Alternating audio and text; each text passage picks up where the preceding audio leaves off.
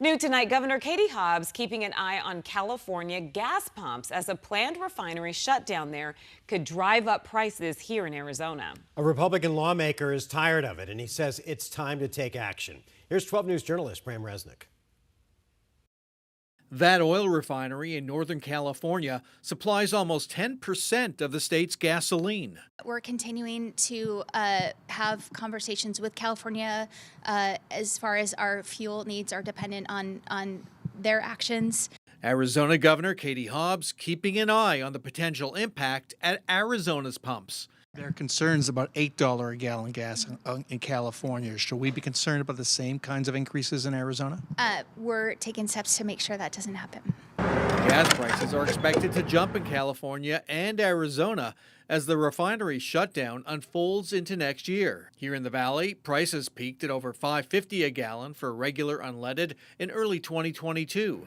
The average price today stands at about $3.60 a gallon. The planned refinery shutdown is just the latest example of the perils of getting 30% of Arizona's gasoline from a fickle neighbor. This legislation from California is really concerning. Just a year ago, Hobbs and Nevada Governor Joe Lombardo prodded California Governor Gavin Newsom to back off an inflationary plan requiring refineries to store more gas. I went up there and testified just to tell them what you guys do in California can impact the whole region. Republican Representative Justin Wilmoth of North Phoenix spoke to California lawmakers last year.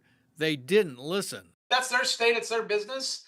I'm all about having a clean environment for sure, but not at the detriment of everyday Americans that need to fuel up their cars. Wilmoth says Arizona should take matters into its own hands. One of our bigger struggles is that the supply lines are starting to get a little antiquated, and the supply center itself in Phoenix is at max capacity. That would mean larger storage tanks and upgraded supply lines.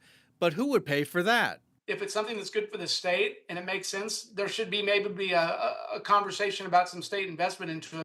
In Phoenix, Bram Resnick, 12 News. Okay, Bram, thanks. Still